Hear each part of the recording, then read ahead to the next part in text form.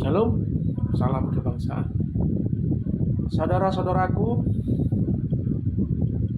kita telah melaksanakan pemilihan umum untuk pemilu itu tanggal 14 Februari yang lalu.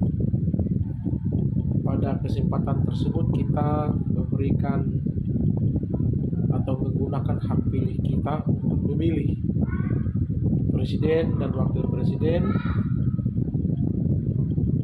DPD, DPR mulai dari pusat, provinsi sampai kabupaten kota.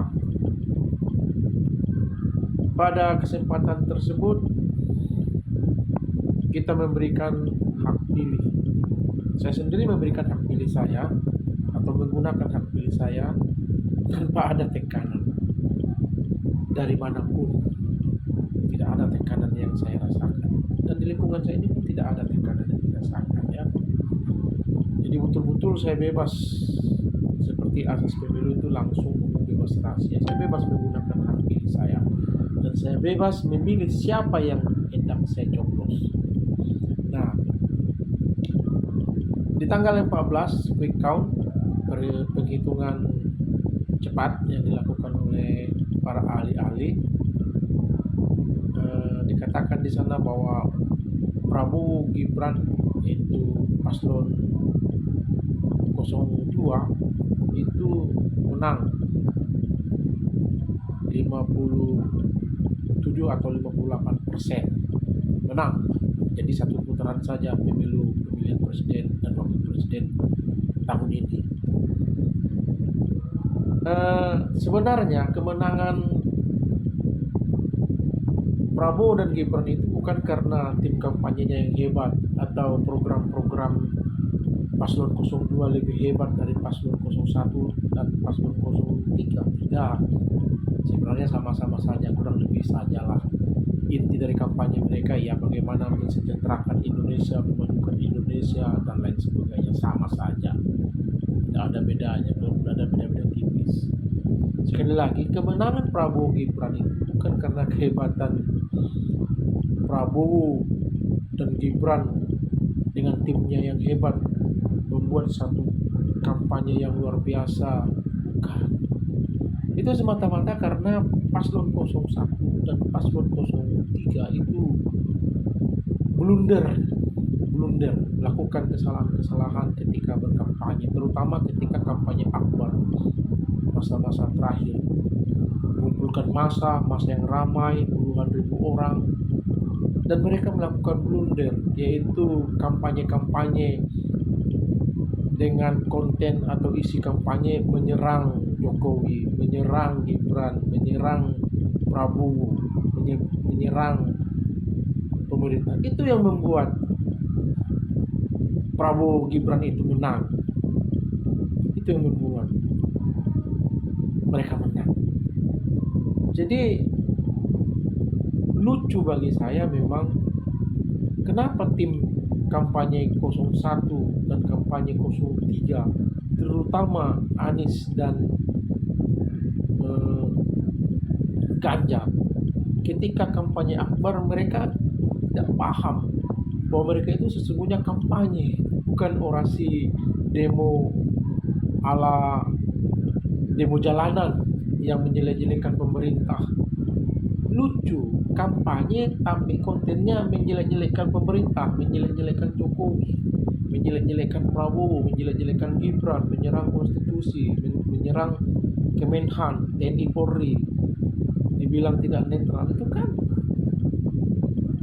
jargon-jargon orang-orang yang demo, saudara-saudara, bukan kampanye. Kampanye itu adalah orasi yang isinya menyampaikan visi dan misi program kerja kalau paslonnya menang. Jadi sebisa mungkin diciptakan kata-kata yang menarik, pengaturan panggung yang menarik, pakaian paslon yang menarik, sehingga para pendengar tertarik untuk memilih. Itu yang disebut kampanye, bukannya lalu menyerang. Contoh misalnya, ada pimpinan partai ketika kampanye akbar menyerang TNI Polri. TNI Polri tidak netral. Engkau siapa? Kasihan TNI Polri. TNI Polri itu sudah berjuang di lapangan, mulai distribusi logistik, menjaga logistik di lapangan. Di kampung saya ini 3 hari mereka tidak pulang ke rumah, tidur di tempat sampai di TPS dikawal. Tiba-tiba ada pimpinan atau ketua umum parpol menyerang mereka, ya otomatis istri-istri TNI Polri, anak-anak TNI Polri, pensiunan TNI Polri itu tidak akan memilih partaimu, capresmu, tidak akan dipilih karena diserang. Kan memperkecil jangkauan pemilih kan karena menyerang.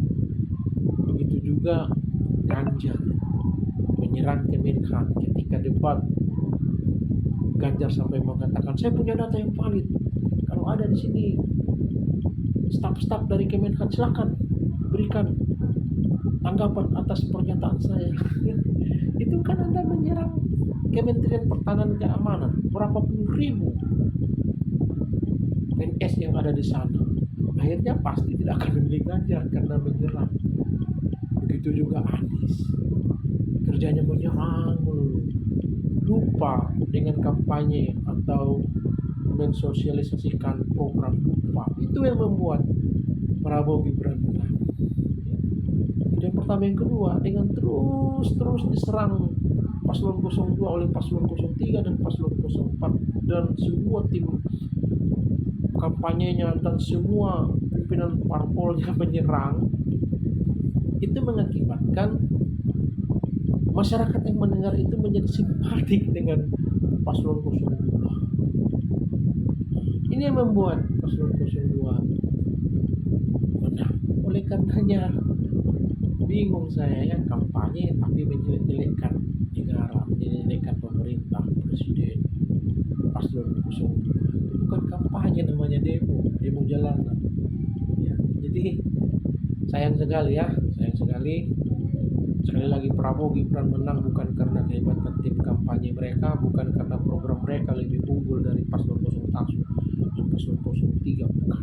Semata-mata karena 01 dan 03 melakukan blunder, menjelek-jelekkan Jokowi, menjelek-jelekkan Prabowo Gibran, menyerang institusi Kemenhan, TNI Polri, yang itu memperkecil ruang lingkup atau sebaran jangkauan pemilih mereka. Akhirnya rame-rame orang memilih Prabowo. Jadi itu saja teman-teman ya, seperti pelajaran yang bisa kita ambil bahwa rakyat Indonesia itu adalah rakyat yang baik, yang tidak suka melihat kezaliman atau orang lain merendahkan sesamanya di negara kita. Jadi itu saja.